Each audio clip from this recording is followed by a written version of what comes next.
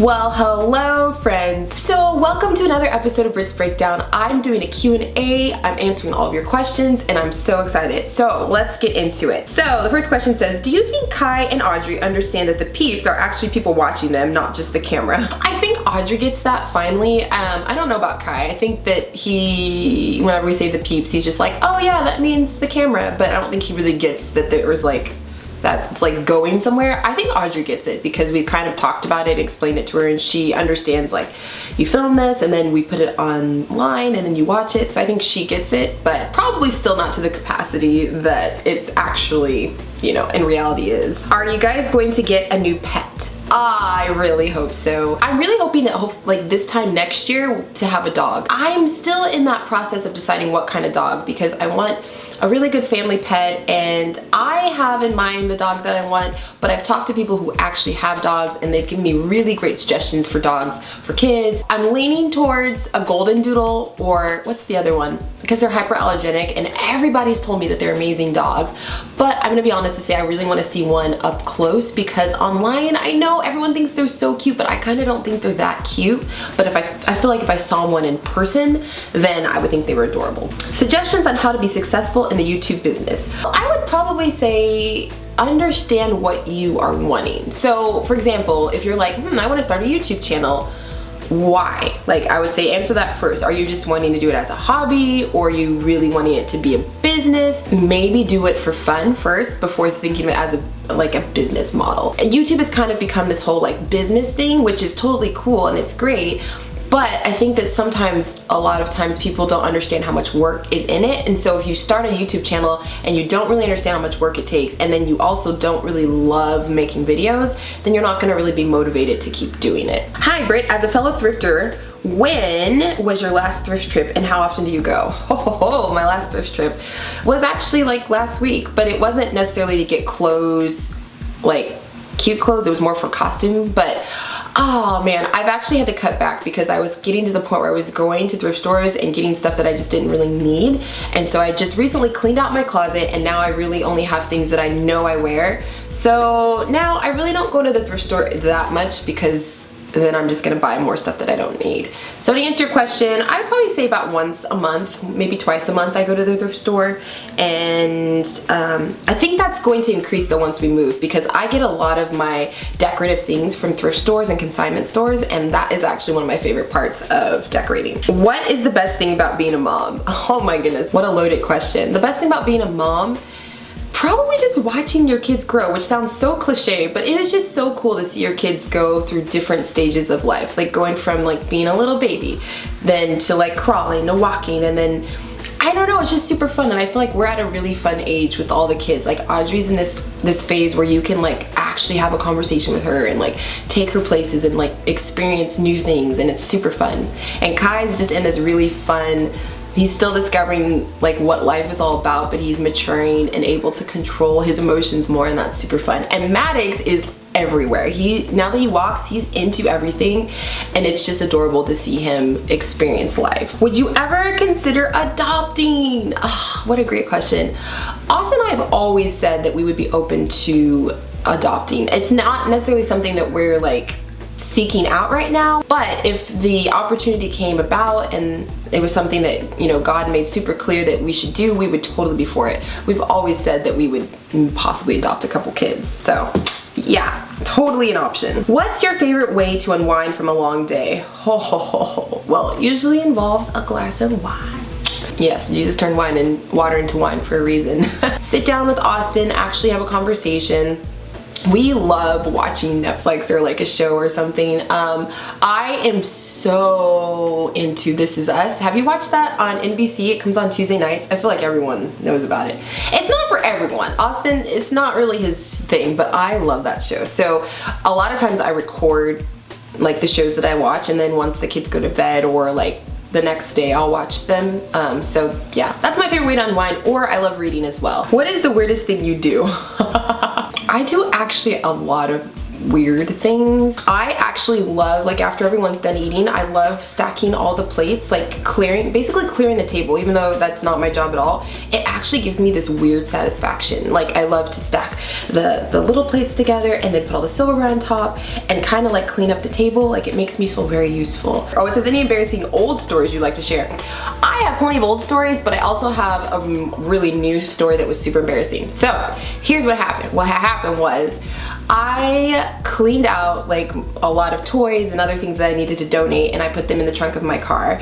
And there's a Goodwill location where you can just pull up and donate your stuff. Like you just pull into this little area and they have people there that will just take the stuff out of your car for you, and there you go, it's easy.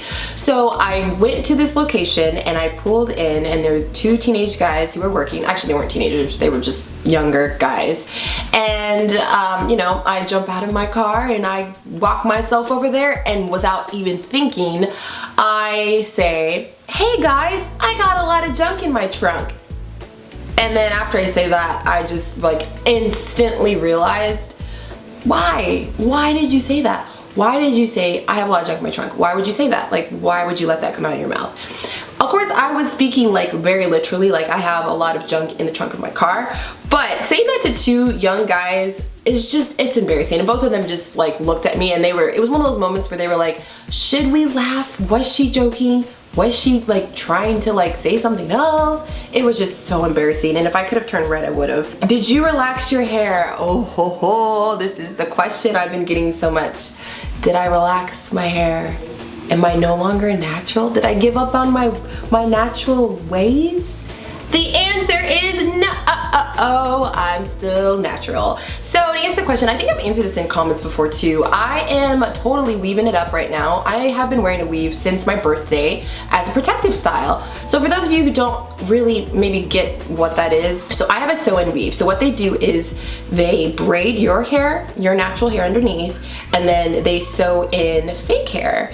Now, why would you get that, Brittany? You may ask, why would you do that?